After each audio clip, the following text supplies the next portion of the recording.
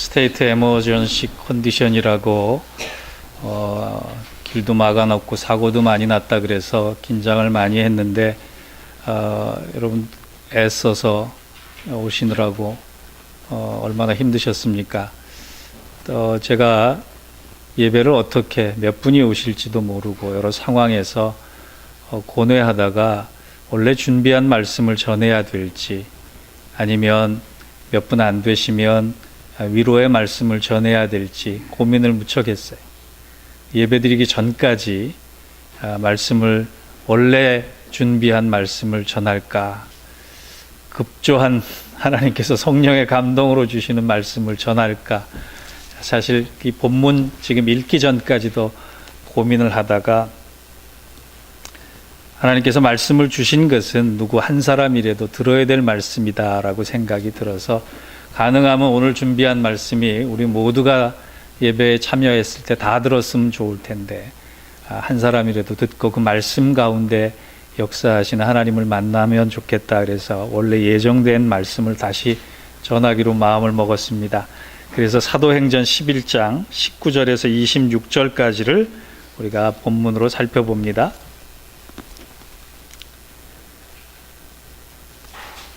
제가 한 절 읽고 여러분 한 절 읽으면 좋겠습니다. 그때에 스데반의 일로 일어난 환란으로 말미암아 흩어진 자들이 베니게와 구브로와 안디오까지 이르러 유대인에게만 말씀을 전하는데 그 중에 구브로와 구레네 몇 사람이 안디옥에 이르러 헬라인에게도 말하여 주 예수를 전파. 주의 손이 그들과 함께 하심에 수많은 사람들이 믿고 주께 돌아오더라. 예루살렘 교회가 이 사람들의 소문을 듣고 그가 이르러 하나님의 은혜를 보고 기뻐하여 모든 사람에게 굳건한 마음으로 주와 함께 머물러 있으라 권하니 바나바는 성령의 이에 큰 무리가 주께 더하여 바나바가 사울을 찾으러 다소를 가서 둘이 교회에 1년간 모여 큰 무리를 가르쳤고 제자들이 안디옥에서 비로소 그리스도인이라 일컬음을 받게 되었더라. 아멘. 자, 우리 옆 사람에게 오시느라고 정말 수고하셨습니다. 참 장하십니다. 인사 한번 하겠습니다.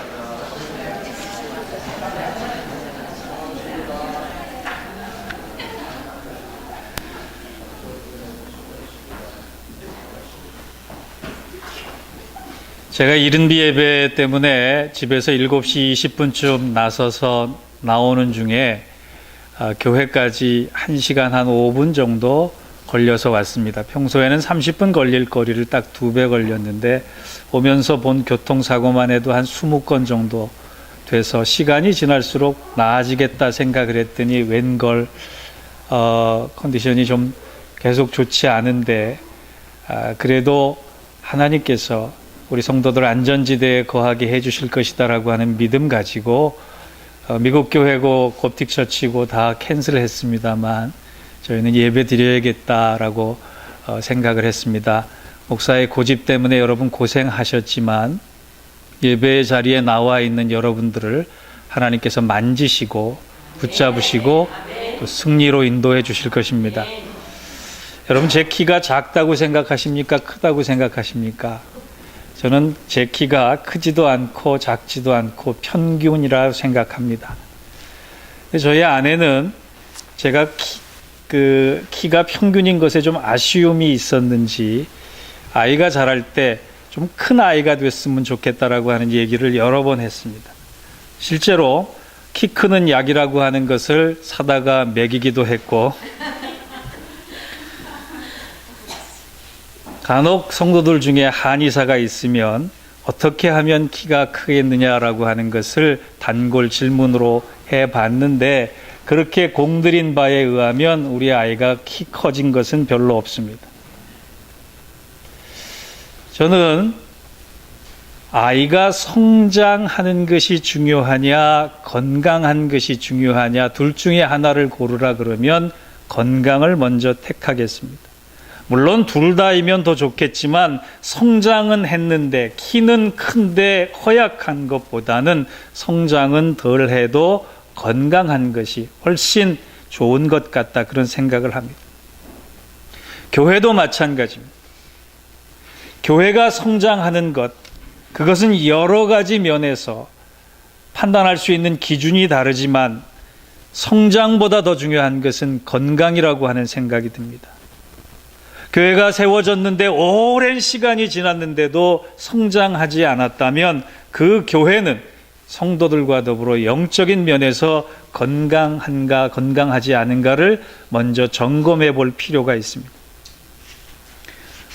어느 성도님께서 요 근래 뉴욕, 뉴저지에 새로운 교회의 간판들이 많이 보인다라고 하는 말씀을 전해 주실 때 개척교회가 많이 생겼다 이렇게 이야기할 수 있겠지만 제가 보기에는 조금 다른 각도입니다.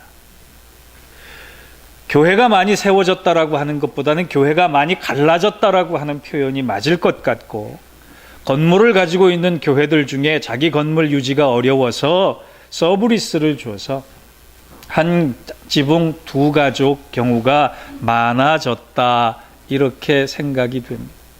제게도 실제로 목사님 우리 교회에 와서 같이 하시면 어때요? 라고 하는 전화를 여러 통 받아본 적이 있습니다. 간혹 성도들에게 목사님 교회는 주님께서 만드신 곳인데 왜 교회가 망하게 됩니까? 라고 하는 질문을 받을 때가 있어요. 여러분, 교회의 건강을 척도할 때, 교회의 건강을 평가할 때 우리가 두 가지 사실을 잊지 말아야 합니다. 하나는 마태복음 16장에 베드로의 고백 위에 빌립보에서 주님께서 분명히 말씀하셨어요. 내가 이 반석 위에 내 교회를 세우리니 음부의 권세가 이기지 못하리라. 주님께서 교회를 세웠단 말이에요. 그러니까 사람이 주인 될 수 없고 주님께서 주인 되셔서 교회는 주님께서 쓰러지지 않도록 붙잡고 계신다라고 하는 것이 정확한 것입니다. 그런데 또 한 가지 우리가 잊지 말아야 할 것이 있어요. 요한계시록에 보면 에베소 교회를 향해서 하나님께서 뭐라고 말씀하시느냐, 너가 나와 맺은 첫사랑을 잊어버리면, 너가 내 뜻대로 행하지 않은 것을 회개하지 않으면 내가 언제든 그 촛대를 옮기시겠다. 쉽게 얘기하면 교회 문을 닫도록 하고 내가 다른 나의 기대를 다른 사람에게 걸겠다, 이 말씀 똑같이 하셨어요.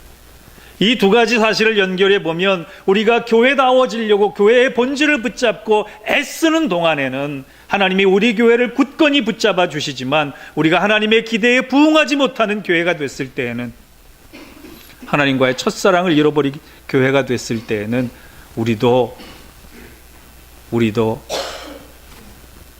어려워질 수 있다. 여러분, 이것은 목회가 어렵다는 것이 아니에요. 하나님께서 우리에게 거시는 기대 때문에 우리의 미래가 어떻게 되느냐, 그것은 우리에게 달렸다라고 하는 것입니다. 오늘 제가 사도행전 11장을 고른 이유는 사도행전 11장에 두 교회가 나오는데 아주 건강한 교회와 아주 허약한 교회가 비교돼서 나와요. 원래 이 말씀은 제가 수요 강해 때 여러분에게 전했던 말씀 중에 한 부분이지만 우리 모두가 꼭 이 부분에 대해 2015년 우리 교회의 2기 사역이 시작되는 이 시점에서 붙잡고 가야 될 말씀이라 생각되어서 다시 한번 전하는 거예요. 허약해진 교회의 이름은 처음 교회였던 예루살렘 교회고, 건강할 수 없는 여건임에도 불구하고 왕성한 영적인 강건함을 가지고 승리를 이끈 교회의 이름은 안디옥 교회입니다. 역사상 처음 만들어진 교회가 예루살렘 교회인데 그 교회는 참 훌륭한 교회였습니다. 왜냐하면 하루 만에 2,000명, 3,000명이 예수를 믿게끔 급성장한 교회. 또한 예수님을 직접 옆에서 보고 예수님께서 직접 붙잡아 주시고 명령을 주신 훌륭한 목회자들이 목회했던 교회예요. 더더군다나 사도행전 2장에 보면 100% 유무상통, 내 것이 없고 진짜 사랑이 이루어졌던 사랑의 공동체였어요. 얼마나 소중한 교회입니까? 그 교회만 역사상 2000년 동안 있었어도 지금 우리의 교회 모습들이 이렇지 않았을 것 같은데, 그런데 하나님께서 그 소중한 교회를 흩으시고 망하게 하시고 다른 교회에게 기대를 거시면서 사명을 주셨는데, 그것이 바로 안디옥 교회래. 왜 예루살렘 교회가 망했을까요? 조직이 있고 제도가 있고 자금이 있고 훌륭한 인재들이 모였는데 왜 망했을까요? 그것은 바로 마태복음 16장에 주님께서 마지막 명령하신 너희는 온 천하를 다니며 만민에게 복음을 전하라라고 하는 사명을 망각했기 때문에, 사람들이 많아지기 시작하자 자기 만족적인 교제를 나누기 시작했습니다. 떡을 떼기 시작했습니다. 모여서 갑론을박하기 시작했습니다. 기도하지 않았어요. 제도는 만들었는데, 회의는 했는데 기도하지 않았어요. 사랑을 하기 시작했는데 그 사랑이 자기 만족적인 사랑이 시작했어요. 하나님께서 보시기에 내가 저 교회 가지고는 복음화 세계를 향해서 복음을 전할 수 없겠다 마음을 먹으신 이후에 스데반의 순교를 만드시고 예루살렘 교인들을 흩트러시기 시작했단 말이에요. 환난과 핍박이 오지 않으면 그 교회가 흩어지지 않을 만큼 견고한 자기만의 성들이 됐단 말이에요. 하나님께서 기대했던 복음의 주도권을 그들이 잊어버리고, 왜 하나님께서 우리 교회를 흩으셨는가라고 하는 그 깨달음을 가진 다음에 그 중에 몇몇 사람이 핍박을 피해서 안디옥에 가서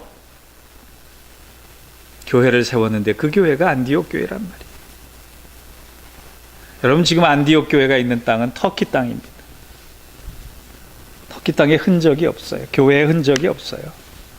그런데 하나님은 그 안디옥 교회에게 아주 중요한 흔적을 역사상 남겼는데, 그것이 뭐냐? 이방 선교를 하는 어머니 같은 교회를 만들어 주셨다는 거예요. 성경에는 그 교회를 세운 사람의 이름이 나오지 않았습니다. 성경에는 그 교회에 어떤 조직이 있는지, 그 교회에 몇 명이 있는지 기록되지 않았어요. 그런데 하나님은 그 교회를 통해서 이방에 선교하는, 복음을 전하는 교회의 어머니 산파 같은 역할을 만들어 주셨다는 거예요. 그런 걸 보면 교회의 중요한 본질은 환경이 아니라 영향력이자 고백이에요. 고백. 교회의 진짜 사이즈는 교인들의 숫자나 교회 건물이 아니라 그 교회가 가지고 있는 신앙 고백과 하나님에 대한 기대와 그리고 그 교회의 영향력일 수 있다. 저는 우리 교회가 그런 교회가 되기를 원합니다. 예루살렘처럼 소멸되어 가는 교회, 복음의 주도권을 잃어버린 교회, 점점 영향력을 상실해가는 교회가 아니라 하나님의 기대를 품은 교회, 하나님께서 사용하시는 교회, 하나님께서 환경 속에서도 환경보다 큰 하나님을 보여줄 수 있는 그런 교회가 우리 예인교회가 되기를 바랍니다. 그를 위해서 오늘 두 가지를 꼭 기억했으면 좋겠어요. 정말 영적으로 건강하고 영향력 있는 교회가 되기 위해서 우리가 어떻게 해야 되느냐? 첫째, 온 성도들이 주 예수를 전파하는, 복음 증거하는 교회가 되어야 된다라고. 19절과 20절 우리 한번 같이 다시 한번 읽어볼까요? 그때에 스데반의 일로 일어난 환난으로 말미암아 흩어진 자들이 베니게와 구브로와 안디옥까지 이르러 유대인에게만 말씀을 전하는데, 그 중에 구브로와 구레네 몇 사람이 안디옥에 이르러 헬라인에게도 말하여 주 예수를 전파하는. 지금 예루살렘 교회가요, 복음을 전파하는 베드로에게 무슨 얘기를 하느냐 하면, 너는 어떻게 이방인의 집에 거하느냐, 할례 받지 않는 사람 집에 들어가느냐, 이렇게 시비를 걸고 있을 때 안디옥에 가서 환난을 당하고 있는 그 교인들이 했던 것은 안디옥 사람에게, 구브로 사람에게, 구레네 사람에게 주 예수를 전파했다. 교회가 할 일이 무엇인가를 너무나 정확히 아는 사람들을 통해서 복음이 증거되고 있다. 여러분, 한국의 코버디스라고 하는 사랑의 교회와 여러 가지 문제를 다룬 다큐 영화가 요즘 나왔어요. 그 다큐 영화 중에 이런 대목이 나옵니다. 그리스도의 몸된 교회가 로마로 가서는 제도가 되었고, 유럽으로 가서는 문화가 되었고, 마침내 미국으로 와서는 기업이 되었다. 한국으로 가서는 대기업이 되었다. 교회가 본질을 상실했어요. 리고렌 목사님이라고 하는 분이 이런 얘기를 했습니다. 군대의 능력은 식당에 앉아서 밥을 먹는 사람이 몇 명인가에 달려있지 않고 총을 들고 전쟁터에 가서 목숨을 바칠 수 있는 사람이 얼마나 되느냐에 따라 다르다. 하나님의 교회는 아름다운 몇 사람이 앉아서 예배를 드리냐가 교회를 결정하는 것이 아니라 얼마나 많은 사람들이 이 예배를 드리고 나서 복음을 들고 바깥으로 나가느냐라고 하는 것에 달려있다는 말과 똑같은 거예요. 여러분, 아까 이 집사님도 기도해 주셨지만 교회의 건강은 건물에 있는 것이 아니라 그 성도들의 말과 발에 달려 있는 거예요. 모일 때마다 무슨 말을 하느냐, 모였을 때마다 두 발로 어디를 향하느냐가 그 교회의 모습, 진정한 모습이라는 거예요. 이 주 예수를 전파하고 났을 때 안디옥에 놀라운 변화가 일어났는데 사도행전에 보니까 수다한 사람들이 믿고 죽게 돌아왔더라. 이걸 영어 성경에 보면 리바이벌, 부흥됐다 이렇게 얘기해요. 부흥은 예루살렘 교회처럼 수적인 부흥이 아닙니다. 원래의 부흥이라고 하는 단어는 죄로 죽을 수밖에 없었던 사람이 예수 그리스도의 복음을 듣고 다시금 거듭남의 고백을 통해서 진정한 예수의 자녀가 되는 것, 하나님의 자녀가 되는 것, 그것이 부흥이에요. 우리 교회가 부흥을 얘기한다라고 했을 때 여러분 다른 거 얘기할 것이 아니에요. 우리 교회를 통해서 예수 믿는 사람들이, 복음을 통해서 하나님의 자녀들이 그리스도를 구주로 고백하는 사람들이 늘어가는 것이 우리 교회의 부흥입니다. 그 부흥이 하나님께서 우리에게 거시는 기대일 수 있다는 거예요. 저는 희망합니다. 우리 교회에 진정한 부흥이 있기를 희망합니다. 근데 그 부흥은 누구를 통해 되느냐? 우리를 통해 되는. 저 사람 보니 예수 믿고 싶다. 저 목사 보니 말씀 듣고 교회 다니고 싶다. 여러분, 교회에 오면 상처투성이, 모순덩어리, 아집과 편견과 고집에 충만한 사람들이 모여 있는 것이 교회예요. 그런데 그것으로 끝나는 것이 아니라 그 교회가 복음으로 인해서 새 생명의 변화를 일으킨 사람들이 다시금 만들어지는 것이 교회이기 때문에 나도, 나같이 절망적인 사람도, 나같이 쓸모없는 사람도 교회 가서 하나님 때문에 변했다라고 하는 것을 보여주는 그런 부흥의 참된 의미를 이루는 우리 예인교회 되시기를 주의 이름으로 축원합니다. 우리 그 일 감당하지 않으면 우리가 3,000명 돼도 소용없어요. 그런데 우리가 300명이 될지라도 그 일에 충성하며 안디옥 교회처럼 쓰임받는 교회가 될 줄 믿습니다. 하나님의 마음이자 주님의 마지막 부탁인 복음 증거, 올 한 해 저와 여러분을 통해 꼭 하나님께서 이루어 가실 거룩한 소원, 그것 붙잡고 열매 맺는 진짜 교회 되기를 주의 이름으로 축원합니다. 두 번째, 그러면 어떻게 전도하고 증거하느냐? 우리 교회 예배 끝나자마자 저 마트 가서 노방 전도하자, 그렇게 해야 되느냐라고 하는 거예요. 여기서 한번 손 들어 보세요. 저하고 지금 끝나고 나서 마트 가서 전도할 때 동참하실 분 한번 손 들어 보세요. 예, 감사합니다. 여러분, 노방 전도해서 전도하는 것이 아니라 하나님의 은혜를 보여주는 것이 진짜 전도입니다.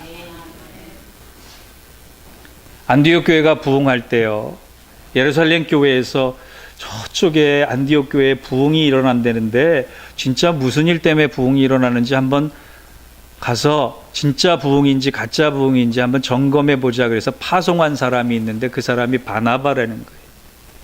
어떻게 했길래 부흥이 되고 어떻게 했길래 사람들이 교회에 찾아와서 예배를 드리게 됐느냐. 그래서 조사위원 중에 한 사람을 바나바로 파송을 했는데 바나바가 예루살렘 교회에서 안디옥 교회로 와서 예루살렘 교회와 다른 한 가지를 봤는데 그게 23절에 기록되어 있어요. 우리 23절 같이 한번 읽어봅시다. 시작. 그가 은혜를 보고 기뻐하여 모든 사람에게 굳건한 마음으로 주와 함께 머물러 있으라 하니. 여러분, 바나바가 제일 먼저 예루살렘 교회를 떠나서 안디옥 교회에 와서 본 건 하나님의 은혜를 받다라고 그랬어요. 그 은혜를 받기 때문에 너무나 기뻤다 그랬어요.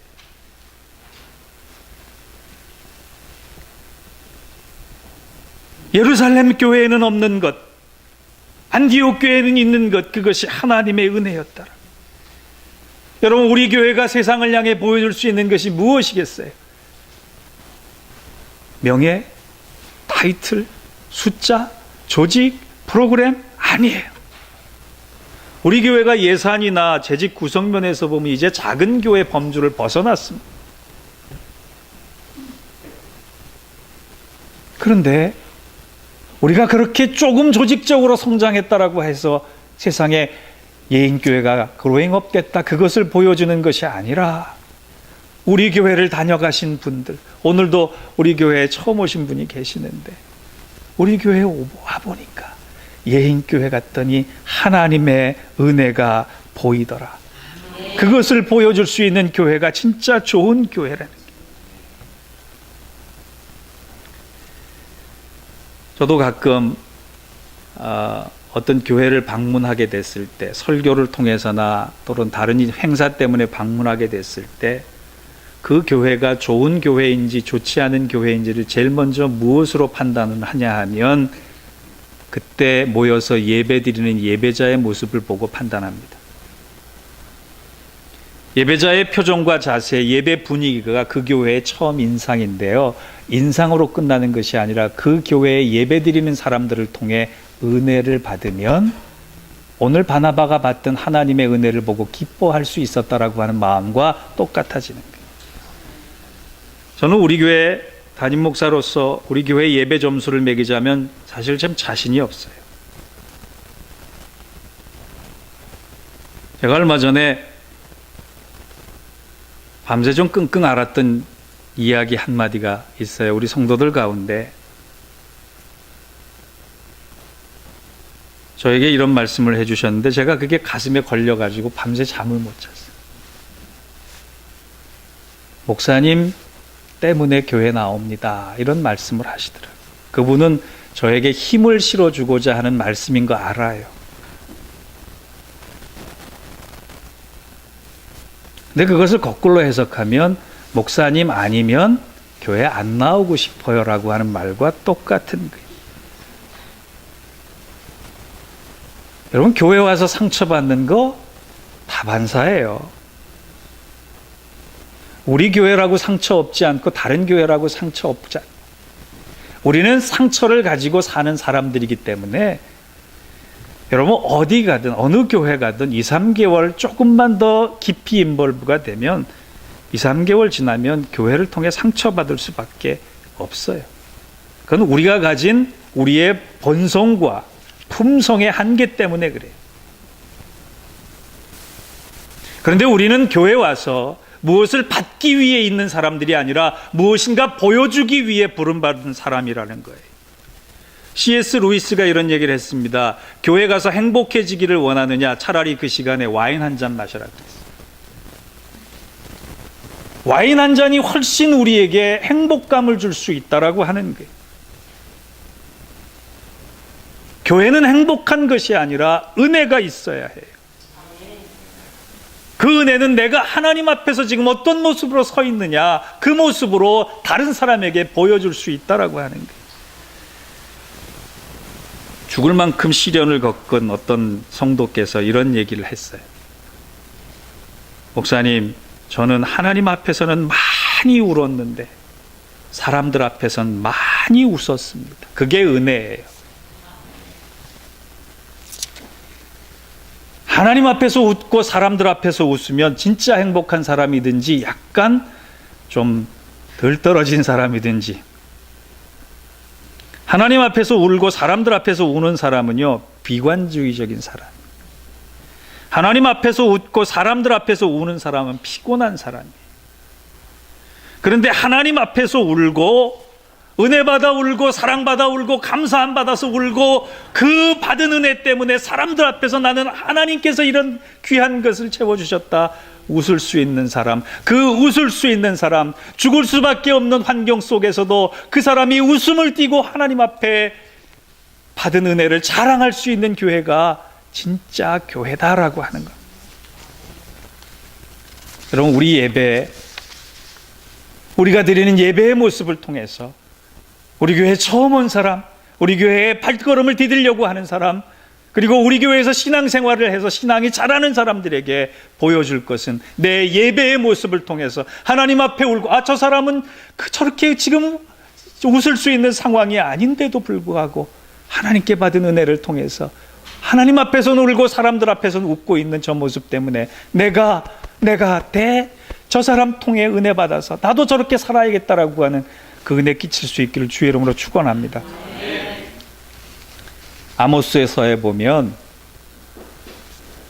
하나님께서 안 받으시는 예배에 대해서 너희는 세 가지가 빠져 있다 그랬어요. 마음이 빠져 있고 양심이 빠져 있고 순종이 빠져 있으면 내가 그 예배 기뻐하지 않는다 그러셨어요. 혹시 오늘 진주 목걸이 하고 오신 분 손 들어보세요. 가짜예요? 나도 모르는 게 있네. 우리 집에 진주 목걸이 있는지 나도 몰랐어요. 가짜예요? 진짜예요? 네.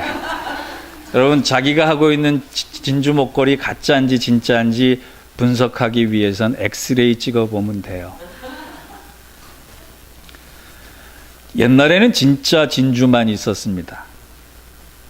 그런데 손재주 많은 일본 사람들에 의해서 양식 진주가 만들어졌는데 모양이 똑같아요. 겉보기에는 별 차이가 없어요. 엑스레이를 찍어보면 진짜 진주는 아무것도 나타나지가 않습니다. 가짜 진주는 조그만한 조각이 보여요. 씨앗 같은 게 보여요. 그게 뭐냐 하면 일본 사람들이 양식을 위해서 진주에게 진주알을 품기 위해 납조각이나 유리 조각 조그만 거를 집어넣으면 조개가 그것 때문에, 그 상처 때문에 진주를 품기 시작하는데 얼마나 아프겠어요. 그래서 혹자들은 고통 속에 진주가 나온다 그러잖아요. 그 좋은 말 아니에요. 일본 사람들에 의해서 만들어진 말이에요. 엑스레이를 찍어보면 진짜는 아무것도 보이지 않는데 가짜는 유리조각이 보인단 말이에요. 우리가 똑같이 예배드리는데, 저와 여러분이 이 시간 예배드리는데 하나님 보시기에 너의 마음이 순결하다, 너의 마음이 영원히 깨끗하다, 성결하다, 아니 너의 마음속엔 불순한 것이 있다, 하나님 보실 수 있단 말이에요.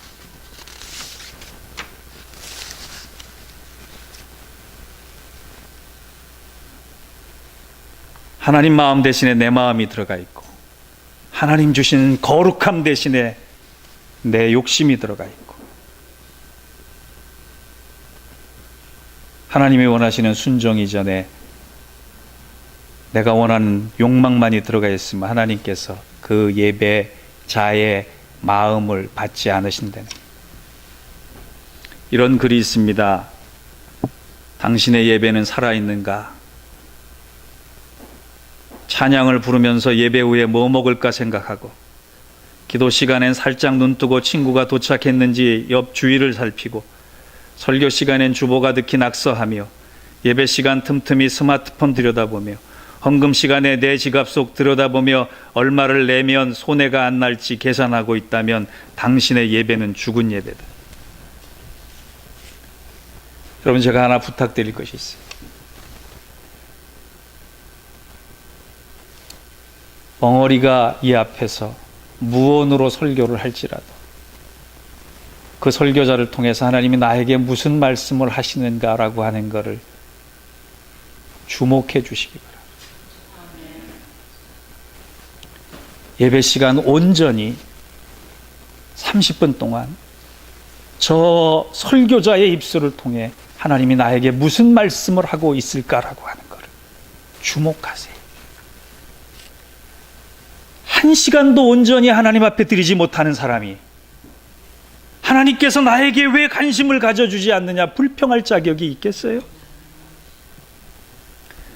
여러분, 우리 교회에 이른비 예배가 있습니다. 좀 미국 교회 사람들 보고 놀랐어요. 그렇게 열심히 없다는 미국 교회 사람들도요, 자기 봉사 때가 되면 일찍 와서 8시 예배 드리고 12시에 봉사합니다. 11시 예배 때 봉사합니다. 우리 교회 이른비 예배가 있잖아요.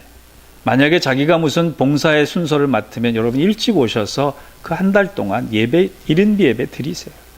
그리고 복된비 예배 때 나가서 미리 봉사하세요.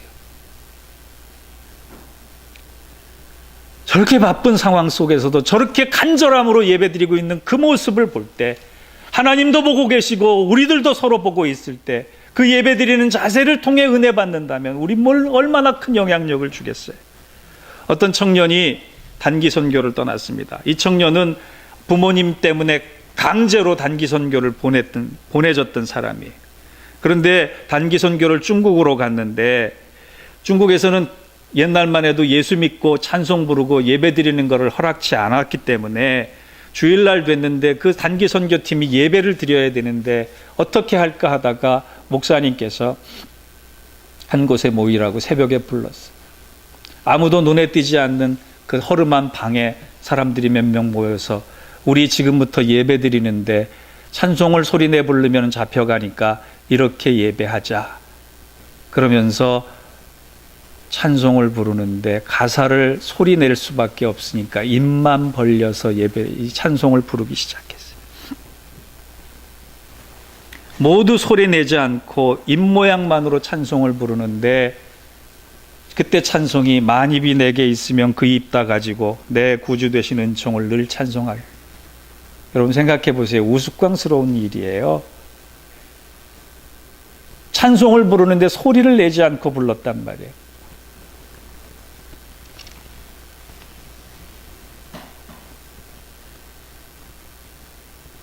이 청년이 처음에는 킥킥킥 대고 웃기 시작했습니다. 그런데 그 예배자의 자세 가운데 찬송은 너무나 부르고 싶은데, 하나님을 향해 내 찬송을 올려드리고 싶은데, 찬송하면 잡혀가서 선교가 망쳐질까 봐 사람들이 입을 모아서 입 모양만 가지고 찬송을 하는데, 그 찬송이 그 순간에 청년의 귀에 나팔소리처럼 들리다는 거예요. 만입이 내게 있어도 그 입을 가지고 찬송해야 되는데 내가 찬송할 수 없었다. 찬송을 1절 2절 부르던 어느 순간에 사람들이 눈물을 흘리기 시작했습니다. 모두가 우는 그 한순간에 그 예배의 현장에 성령이 임재하셨습니다. 신음소리 하나 내지 못했던 그 예배의 순간에 성령이 임재하시니까 사람들이 울면서 기도했어요. 선교를 갔다가 자신들이 선교당하고, 그 청년이 그 예배에 찬송을 부르면서 인생을 돌이키고 그리고 평생 선교사로 살겠다 헌신하는 귀한 역사를 경험했다 그래요. 저와 여러분 2015년 한 해 복음 증거의 삶을 삽시다. 우리의 예배를 통해, 아니 우리의 삶을 통해 하나님의 은혜를 큰 목소리, 대단한 청중 앞에서 우리의 모습을 보일 게 아니라 혼자 나지막히 부르는 그 찬송과 기도의 모습을 보고 내가 저 사람 때문에라도 예수 믿어야겠다라고 하는 그 은혜 흘려보내는 그런 사명자의 삶을 살아가기를, 그런 교회 되기를 주의 이름으로 부탁하고 축원합니다. 기도하겠습니다.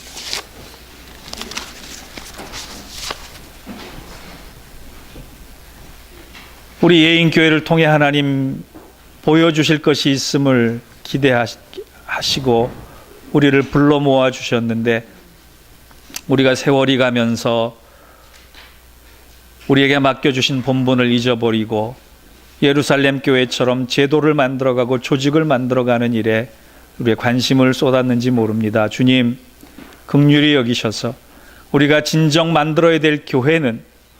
복음을 전하고 생명을 구하고 영혼을 주님 앞으로 돌아오게 하는 일들이며 우리가 이 땅에서 얼마나 많은 은혜를 받았는지를 자랑할 수 있는 은혜의 통로가 됨을 기억하게 하시고 안디옥 교회처럼 하나님의 은혜를 보여주며 세상을 바꿨던 선교회 산파의 역할을 우리 교회도 감당할 수 있도록 주님 축복하시고 붙잡으시고 또한 우리가 그렇게 쓰임받는 성도들 될 수 있도록 축복하여 주시옵소서.